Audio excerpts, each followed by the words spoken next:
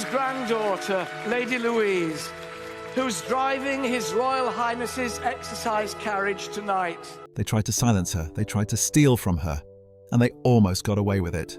But nobody, not even a queen, can hide the truth forever. What Prince William just revealed about Lady Louise Windsor has left the entire royal family in absolute chaos. Yeah, I think stuff to do with family overwhelms me quite a bit. Camilla's secret campaign has been exposed, and the shocking inheritance she desperately tried to bury is finally out in the open. Palace insiders are calling it the biggest royal scandal in decades.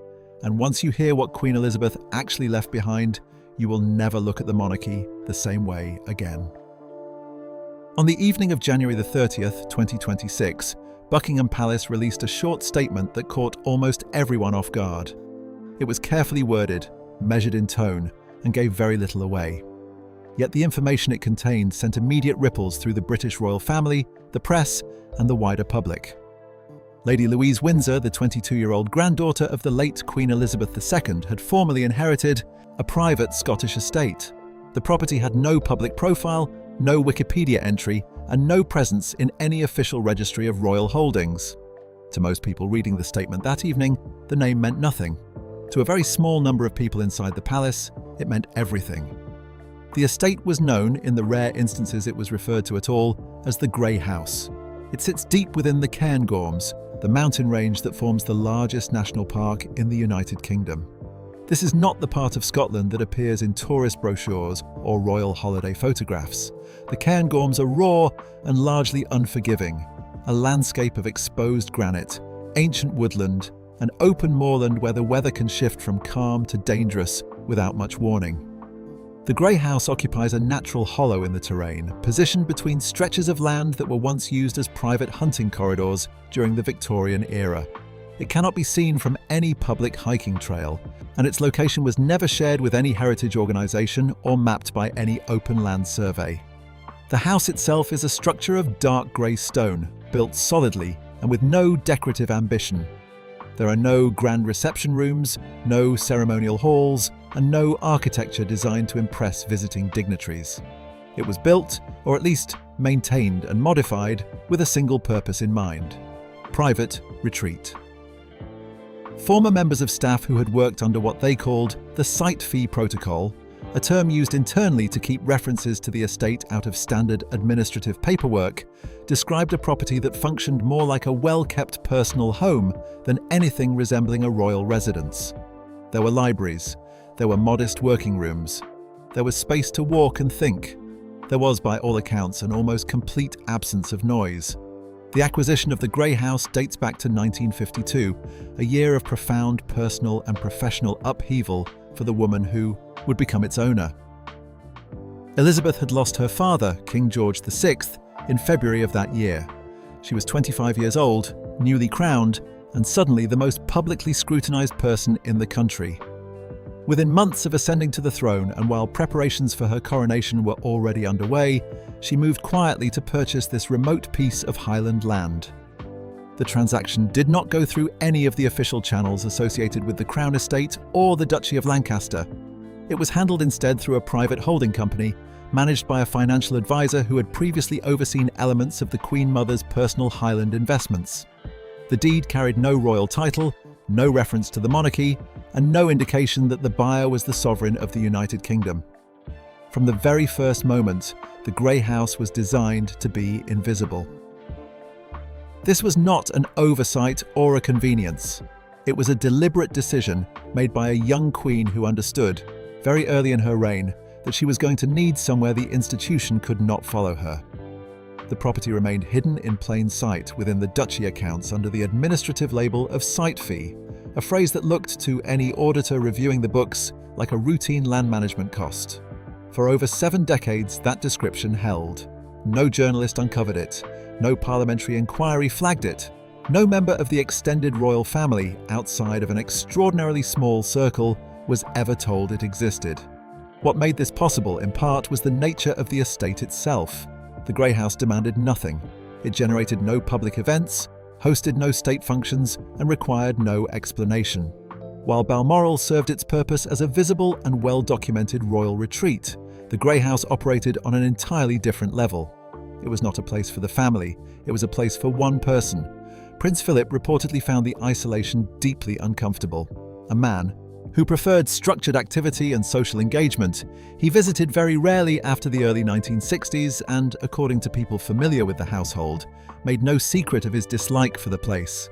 Princess Anne spent a small number of weekends in the surrounding area during her early adulthood, but found the atmosphere heavy and the solitude more oppressive than restful.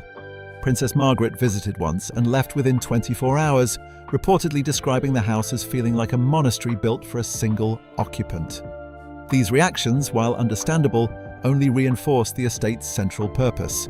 It was not meant to be shared. King Charles, despite his well-documented love of Scotland and his long-standing connection to Balmoral, had never set foot inside the Grey House at any point in his life.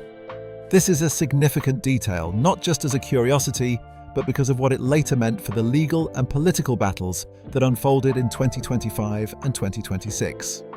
A person cannot defend, something they have never encountered. And Charles had no personal relationship with the estate, no emotional memory attached to it, and no instinctive understanding of what it represented. To him, it was an administrative blank space. To his mother, it was something else entirely. Those who worked at the Grey House during Elizabeth's visits described a woman who was recognizably different from the figure the public knew. She still received her daily red boxes, the official government papers that follow the sovereign everywhere, and she continued to work through them with her usual discipline. But the performance of monarchy, the constant requirement to be seen, to be composed, to represent something larger than herself, was absent. There were no briefings scheduled around her preferences, no social obligations to manage, and no press presence of any kind. She walked, she read, she sat in rooms that had no cameras and no audience. Within the walls of the Grey House, Elizabeth had also accumulated something that no official royal archive could account for. Over the course of decades, she had gathered a collection of personal materials that were never digitized and never submitted to the royal archives at Windsor. Handwritten letters, photographic negatives, audio recordings, private correspondence that reflected her own thoughts and observations rather than the carefully managed output of the Royal Communications Office. The scale of this collection was not publicly known before the January 2026 announcement, but those few individuals who were aware of it understood its significance. This was not a supplementary record. It was, in many ways, the most honest account of her reign in existence, stored in a location that only she had chosen and controlled. The question of what would happen to all of this, to the house, to the land, and to the archives within it, was one that Elizabeth appears to have thought about carefully and over a long period of time. She had watched the monarchy absorb the private lives of its members, had seen personal histories reframed and repackaged for public consumption, and had spent 70 years navigating the tension between the private woman and the public institution. The Grey House represented the one space where that tension had never been allowed to take hold. Protecting it, and protecting what was inside it, would require more than a standard legal arrangement. It would require someone she trusted completely, someone who understood the difference between preserving history and performing it, and someone who had no interest in using the past as a platform for their own ambitions. That person, as the world would learn on January 30th, 2026, was not one of her children. It was not a senior working royal or a figure with an established public profile.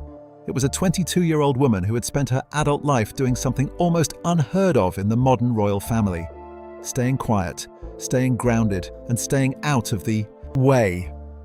By the autumn of 2024, something had shifted inside the private offices of the royal household. Queen Camilla had been on the throne as Queen Consort for just over 2 years, and by most external measures, the transition had gone smoothly. The coronation had passed without serious incident, the public had largely accepted her role, and the machinery of the monarchy continued to function as it always had. But within the inner workings of the palace, there was a growing awareness that Camilla was not a woman who found comfort in simply occupying a position. She was someone who sought to define it. The inquiries began quietly. According to accounts from people familiar with the internal workings of the Duchy of Lancaster during that period, Camilla began asking questions about the site fee accounts sometime around October 2024. She did not approach this directly, and she did not ask about any specific property by name. Instead, she framed her interest as a matter of administrative responsibility. Her argument, put to senior financial staff, was that a thorough review of all royal assets was necessary to ensure nothing had been incorrectly omitted from the formal estate declarations. It was presented as due diligence. In practice, it was something more targeted than that. What Camilla was looking for was a loose thread. In the complex financial architecture of the royal household, where properties and investments are distributed across multiple holding structures, the site fee entry had always stood apart. It was small enough to avoid scrutiny, but consistent enough to suggest it was covering something real. For decades, nobody had pulled at it. Camilla did. The Parker Bowles family had their own reasons to be interested. Tom Parker Bowles, a well-regarded food writer and a figure with a genuine enthusiasm for British culture and heritage, had been quietly exploring opportunities in the Highland tourism sector for some time. His team had been researching zoning, regulations and land use policies in the Cairngorms region, looking at the potential for high-end food and heritage tourism in an area that had seen growing interest from wealthy visitors. This research was ongoing and at the time entirely unconnected in any official sense to the question of the Grey House, but the overlap between where his attention was focused and where the estate happened to be located was not, with hindsight, a coincidence. For the Parker Bowles family, the Grey House represented a strategic opportunity that went well beyond the value of the land itself. If they could establish a role in managing or developing the estate, they would be placing their name directly alongside one of the most intimate spaces ever associated with Queen Elizabeth II. The commercial potential was significant, but the symbolic value was arguably greater.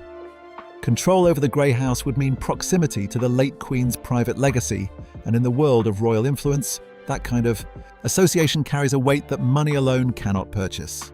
By early 2025, the two interests had begun to converge. Camilla's legal advisors and the Parker Bowles team were, according to sources familiar with the situation, in communication about the estate's potential. A framework was being developed. The plan, as it took shape over the following months, centered on bringing the Grey House under a joint management arrangement involving the Crown and Camilla's charitable foundations. On the surface, this would be presented as a restoration and conservation project. The estate would be given a new public purpose, described in planning terms as a literary retreat, a base for conservation work tied to rewilding initiatives in the Cairngorms, and a venue for carefully managed heritage tourism. Bookings would be invitation only, the branding would be understated, the whole thing would be packaged as a responsible act of stewardship for a property that had been left idle and unacknowledged for decades. The pitch was not without a certain logic. From a public relations standpoint, it was actually quite well constructed. A decaying private estate, unknown to the public and serving no current function, being brought back to life through thoughtful cultural programming was exactly the kind of story that plays well in the press. It gave Camilla a narrative of modernization and environmental responsibility. It gave the Parker Bowles family a meaningful platform, and it gave the broader royal household a way to acknowledge the estate's existence without having to explain why it had been hidden for so long. But the plan had a fundamental problem, which was that the people driving it had made a significant assumption. They had assumed the estate was available. In January 2026, Camilla brought the formal proposal to King Charles during a private meeting at Birkhall, the Scottish residence he had used for years before and after becoming king. The proposal was presented in an elegant, leather-bound document and was described by those briefed on its contents afterward as polished and persuasive. Camilla spoke of stewardship, of legacy, and of the opportunity to give a forgotten piece of royal history a purpose worthy of the woman who had owned it. She did not frame it as a personal acquisition. She framed it as an act of respect. Charles did not reject the proposal outright. That was not his style, and it was not, in this instance, the response that the situation called for. He was a man who had spent his life being cautious, and he was caught in a position that made decisiveness genuinely difficult. He had no personal connection to the Grey House. He had never visited it, never formed any emotional attachment to it, and had no instinctive sense of what it meant to his mother. At the same time, he was deeply committed to the idea of honouring her memory. and something about the proposal made him hesitate. He stalled. He asked for further constitutional review, requested that the Royal Estate Council examine ownership structures that had not been formally reviewed since 1952, and deferred a series of follow-up meetings. This hesitation, whatever its internal cause, had an unintended consequence. It gave Camilla's team confidence that the resistance they were encountering was procedural rather than fundamental. If the king simply needed more time, more reassurance, or more clarity on the legal framework, that was a problem that could be managed. What they did not know, and could not have known from the information available to them, was that there was no procedural solution to the obstacle they were facing.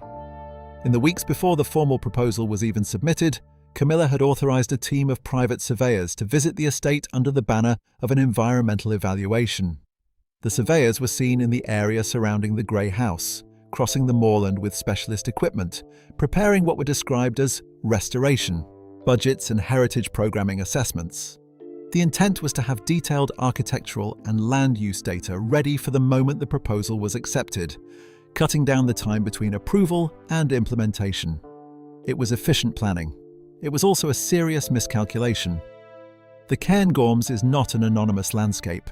The communities that live and work within and around it are tight-knit, and many of the families in the area had maintained connections to the royal household going back generations. Several local residents recognized the surveyor's activity for what it was, or at least understood that it was unusual and unexplained. Word reached people who had served the late Queen directly and who remained deeply protective of anything associated with her private life. The surveying operation had been intended to go unnoticed. Instead, it quietly confirmed to a number of key individuals that the campaign for the estate was real and that it was already underway. On January the 12th, 2026, a closed meeting was held involving King Charles, his private secretary, and 2 senior advisors. The purpose of the meeting, as understood by Camilla's representatives, was to finalise the terms of the stewardship transfer. Architectural plans had been prepared, timelines had been drawn up. The assumption in Camilla's camp was that the meeting would mark the point at which the king's hesitation finally gave way to an agreed path forward. It did not go that way. Charles, in a manner that those present described as calm and without visible emotion, told the room that the estate was not available for reassignment. He did not elaborate extensively. He stated that a pre-existing private settlement governed the property and that this settlement placed it entirely outside the scope of Crown review. The matter, he indicated, was not open for further discussion. The reaction in the room was described afterward as immediate and unmistakable. Camilla had spent months building this campaign. She had engaged lawyers, planners, and advisors. She had framed the proposal in the most favourable possible terms and had brought it to the king at a moment she judged to be right. She had every reason to believe that the final outcome would go in her direction. The refusal did not just close the door on the Grey House. It suggested that the door had never actually been open and that someone, somewhere, had known that all along. 3 days after that meeting, the palace released its statement, and the world learned the name of Lady Louise Windsor. For Camilla and the Parker Bowles family, the identity of the inheritor was more than a surprise. It was the moment the full picture came into focus. They had not been blocked by a legal technicality or a last-minute change of heart. They had been blocked, quietly and completely, by a plan that had been put in place years before any of them had even begun to look for the site fee entry in the duchy accounts. The late Queen had seen the move coming. She had already made hers. The statement released by Buckingham Palace on January the 15th, 2026, was brief by design. It confirmed the transfer of a private Scottish estate to Lady Louise Windsor and offered no further context. It did not name the estate. It did not explain the legal mechanism behind the transfer. It did not acknowledge that anything unusual had taken place. To a casual reader, it might have looked like a routine administrative update, the kind of minor royal news that gets a few lines in the inside pages of a broadsheet and is forgotten by the following morning. But for the people who understood what the Grey House actually was, and for the legal and palace staff who had spent months watching Camilla's campaign play out, the statement was anything but routine. It was the public confirmation of a plan that had been locked in place years before the campaign to seize the estate had even begun. To understand how that plan worked, it is necessary to go back to October 2021. Queen Elizabeth II was 95 years old. Prince Philip had died 6 months earlier, in April, and those close to the Queen during that period described a woman who was still entirely sharp and deliberate in her thinking, but who was also, for the first time, visibly preparing for the end. She was attending to things she wanted to ensure were properly handled. She was closing loops that only she knew were open. In the library at Windsor Castle, she signed a document that was entirely separate from her primary will. The primary will dealt with the official royal assets, the palaces, the jewels, the formal holdings of the crown, all of it subject to the established protocols of royal succession and, to varying degrees, parliamentary oversight. This other document was something different. It was a conditional personal legacy deed, a private legal instrument drawn up specifically to govern the Grey House and everything within it. The document was handled by the Queen's personal solicitor, a figure operating entirely outside the official royal legal apparatus, and its existence was known to exactly 4 people at the time it was signed. The solicitor himself, Princess Anne, the Queen's longtime private archivist, and Prince Edward. The deed contained a section that would later become the focal point of every conversation about the inheritance among palace staff and royal legal observers. It was referred to internally as Clause 31, a name the Queen herself had chosen as a private reference to the 31st day of her reign, the first occasion on which she had visited the Grey House alone as sovereign. The clause was not complicated in its language, it was direct and it was absolute. It set out 3 conditions that together made the estate legally untouchable by anyone outside the designated line of inheritance.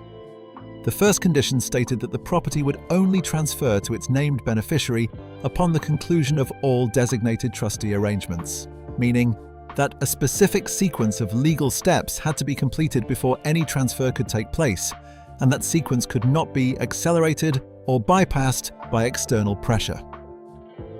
The second condition removed the estate entirely from any form of parliamentary oversight or Crown review, confirming what the original 1952 purchase structure had always implied, that this was private property governed by civil law, not royal protocol.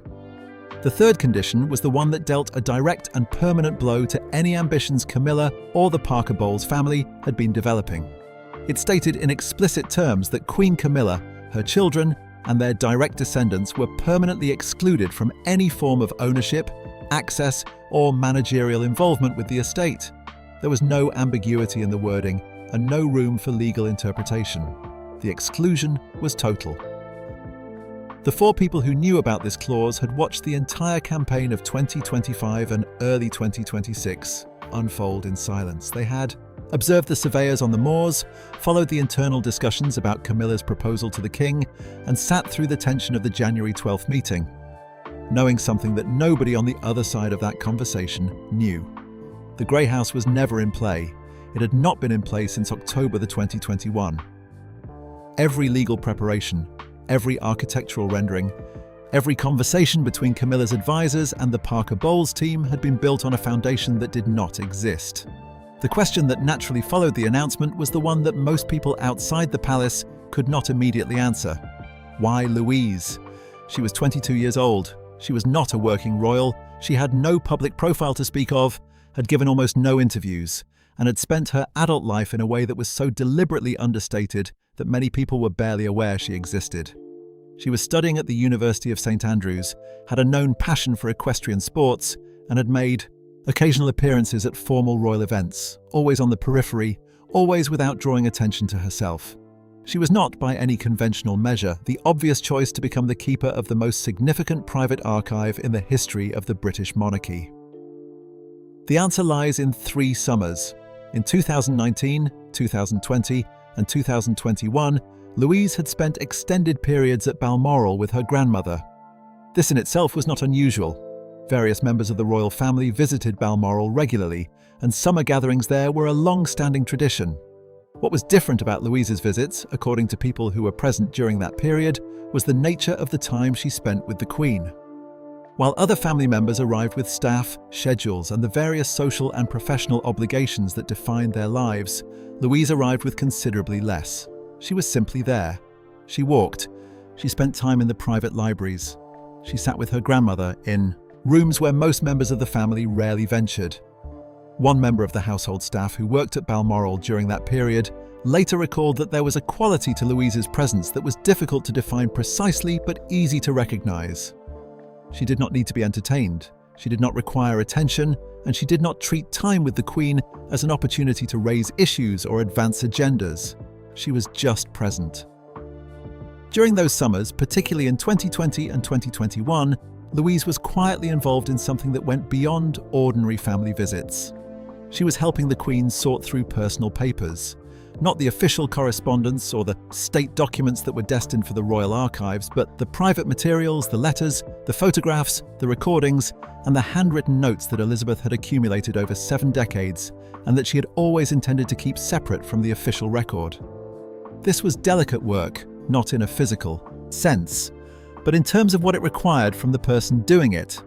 It required discretion, a genuine respect for the difference between private memory and public history, and a complete lack of interest in using what she encountered for any purpose other than the one it was given to her for. Elizabeth, by that point in her life, had spent 70 years watching the people around her. She had seen ambition disguised as loyalty, personal interest dressed up as service, and the private lives of those she cared about pulled apart by an institution that had little tolerance for anything it could not manage or explain. She had a long and finely developed instinct for understanding what people actually wanted, as opposed to what they said they wanted. And in Louise, she saw something that had become genuinely rare in the family around her. She saw a young woman who did not want anything from the position she had been born into. She had no designs on a public role, no interest in leveraging her connection to the crown for personal advancement, and no need for the validation that public life offers. She was, in that sense, the closest living reflection of the values Elizabeth had always held most privately. There was another comparison that people familiar with the Queen's thinking during those final years have pointed to. Elizabeth reportedly saw in Louise an echo of her own relationship with her sister, Princess Margaret, but without the complications that had defined that bond. Margaret had been brilliant and perceptive, with a deep love of culture and history, but her life had also been shaped by restlessness, a need for attention, and a sometimes destructive relationship with the boundaries the institution placed around her. Louise had the same intelligence and the same instinct for the inner life of things, but without the turbulence. She was not fighting anything. She was not trying to escape anything. She was simply herself, quietly and without performance.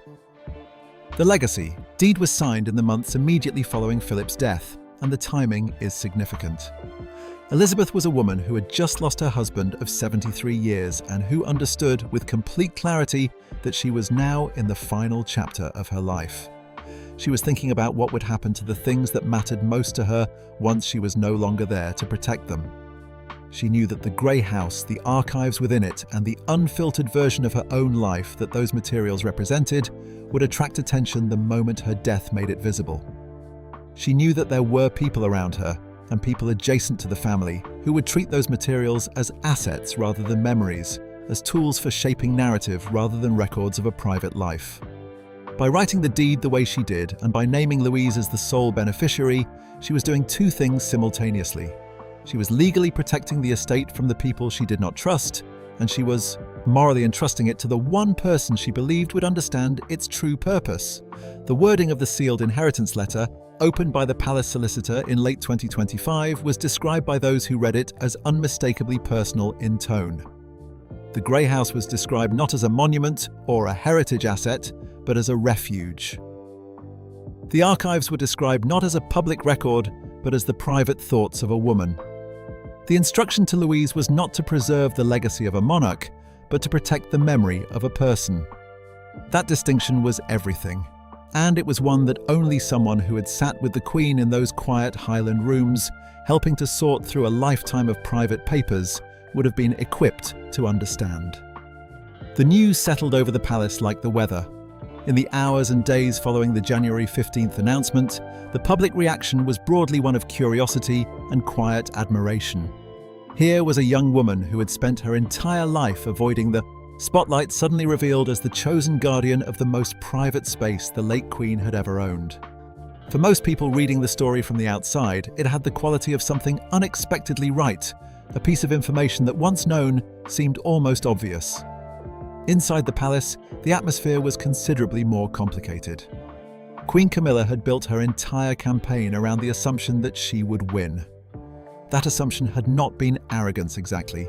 It had been based on a reasonable reading of the available information. She had the legal resources, the institutional support, and the ear of the king. She had presented a coherent and well-packaged proposal, and she had done so at a moment when she believed the conditions were in her favour. The possibility that the estate had been legally sealed against her years before she had even known it existed was not something her advisors had anticipated, because it was not something any reasonable legal strategy would have accounted for.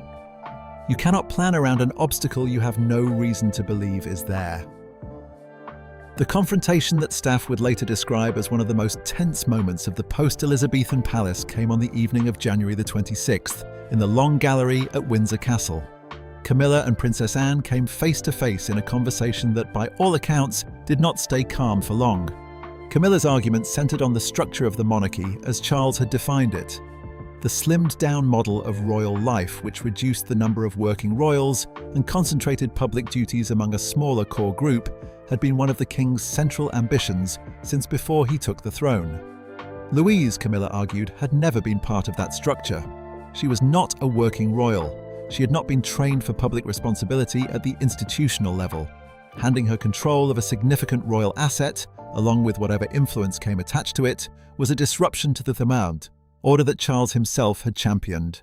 It was, in Camilla's framing, not just a personal slight, but a structural problem for the monarchy as a whole. Anne did not meet the argument with equal volume. Those who were present in the corridor outside described hearing raised voices from Camilla's direction and a sustained, steady quiet from Anne's. When Camilla had finished, Anne's response was short. She looked at the Queen Consort and said simply that neither of them had been born into the role they now occupied, and yet both of them were there. It was a statement that required no elaboration. It landed by every account with considerable force. Camilla left the room shortly afterward, and those who saw her in the minutes that followed said that the composure she had maintained throughout the conversation did not survive the walk back to her private apartments. What was happening in the drawing rooms and corridors of Windsor was only part of the picture.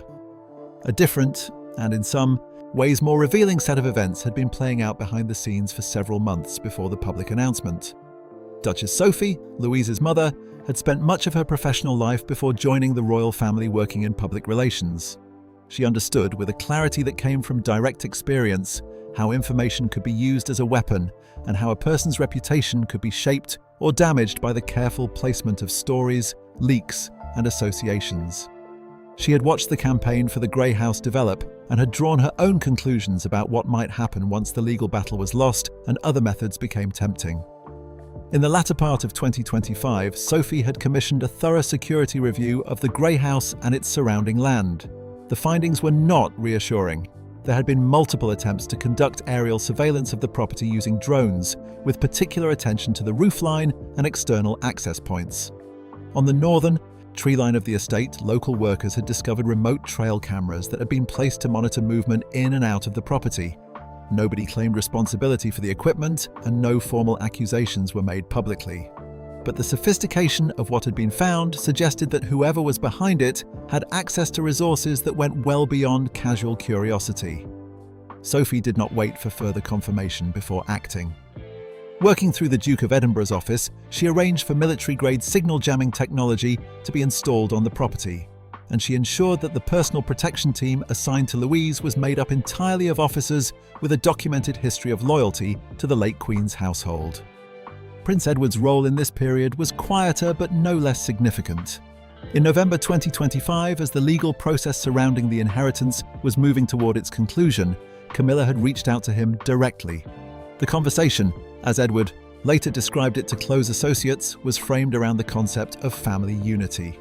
Camilla suggested that the formal release of the inheritance record should be delayed by several months, nominally to allow time for legal clarification and to protect Louise from the intensity of the media attention that would inevitably follow. The proposal was presented with warmth and with what appeared to be genuine concern for Louise's well-being. Edward recognized it for what it was. A delay of several months would give Camilla's legal team additional time to examine the Crown Archives Act and search for any procedural angle that might not yet have been exhausted. It was a stalling tactic dressed in the language of care. Edward declined without hesitation. He told Camilla that his daughter would not be used as a placeholder, while others looked for ways around a decision that had already been made. With that, the last internal avenue available to Camilla's campaign closed. The public emergence of Louise came at a small chapel called Greyfriars Church, a centuries-old building of the same dark stone as the Highland landscape surrounding it, located a few miles from the Grey House. There were no camera crews, no formal arrangements with the press, and no red carpet. Louise arrived in a plain dark coat with a single protection officer maintaining a discreet distance. She was there, ostensibly, to make a brief statement about a local Highland charity. What she delivered instead was something that nobody in the small gathering had anticipated. Before she spoke, those present noticed a brooch pinned to her lapel. It was an Edwardian piece, a design of silver thistle and Tudor roses with a small diamond at its centre.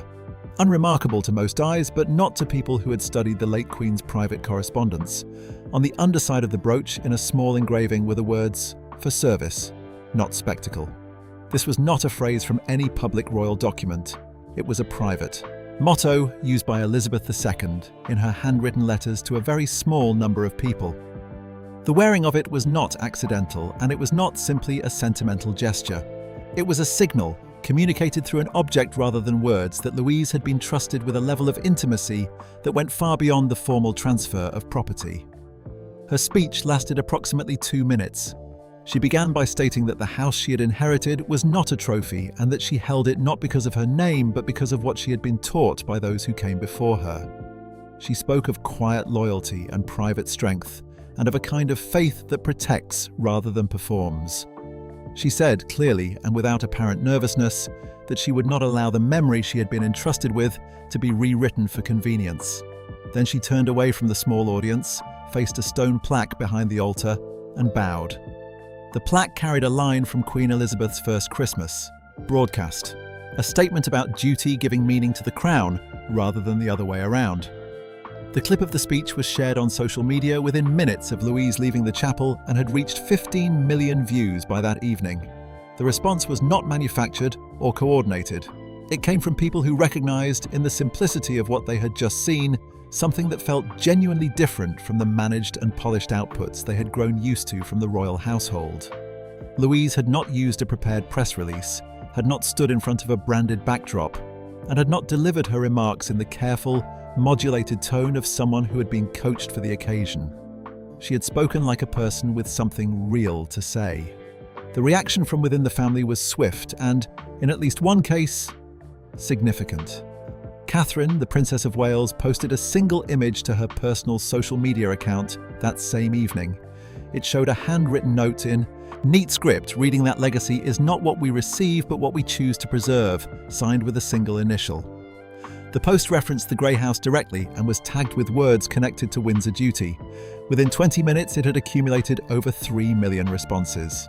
In the context of royal communications, where every public gesture is read carefully for its political and relational meaning, this was an unambiguous statement of alignment. Catherine was the most influential figure in the royal family in terms of public reach and affection, and she had placed herself, visibly and deliberately, on the same side as Louise. The internal response to the speech was less celebratory. The Royal Continuity Office, the team responsible for monitoring the monarchy's public positioning, convened an emergency meeting. Their data showed that Louise had not simply received positive coverage. She had become a point of comparison. People were using her as a measure against which the shadow of Elizabeth's private legacy was being assessed, and the assessment was not flattering to those in formal positions of power.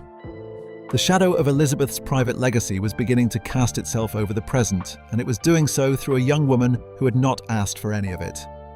In early February 2026, King Charles made a formal offer to Louise. He proposed full elevation to Her Royal Highness Princess Louise with a defined public role covering youth education, cultural heritage, and intergenerational engagement. The offer was serious, and it was generous. It was also, as Louise and those around her clearly understood, accompanied by conditions. She would be required to spend a significant portion of her time in London. She would undergo a formal institutional security evaluation, and she would need to give up her private equestrian coaching work, the part of her daily life that had kept her most directly connected to a world outside the palace. The offer divided opinion within the family. Anne was cautiously in favour of it, believing that Louise could take on a formal role without losing the qualities that made her who she was, but acknowledging that the risk was real. Sophie was more troubled. She had watched the institution shape and in some cases diminish the people who entered it fully, and she was not convinced that the things about Louise that mattered most would survive the transformation intact. On February the 10th, standing outside the Grey House in falling snow, with a live stream carrying her words to just over 9 million viewers, Louise gave her answer. She thanked her family for their trust. She said that duty, as she understood it, did not require a title, and she declined. The decision was met, in the days that followed, with a level of public respect that a formal acceptance would probably not have generated. By refusing the elevation, Louise had made a statement about what she valued that no speech could have communicated as clearly. A handwritten letter from the king arrived at her door shortly afterward, delivered by hand in a tradition that had not been used since Elizabeth had written to Prince William before his investiture. The letter reportedly told Louise that her grandmother had believed greatness grows in silence, and that he now understood who his mother had been speaking about. By the middle of February, the situation within the palace had settled into a new shape. The campaign for the Grey House was over. The estate remained exactly what it had always been: private, protected, and in the care of someone who had been chosen for the role not by circumstance or political maneuver, but by the deliberate and far-sighted decision of the woman who had owned it. Louise had not sought power, had not performed for it, and had declined it when it was formally offered to her. In doing so, she had ended up with something that formal power rarely delivers on its own: the trust of the people and the unambiguous moral authority that comes from being seen to act without self-interest. The Grey House remained standing in the Cairngorms, quiet and unchanged as it had always been. And the woman now responsible for what lay within its walls went back to her life, carrying with her the weight of everything the late Queen had chosen not to leave to history.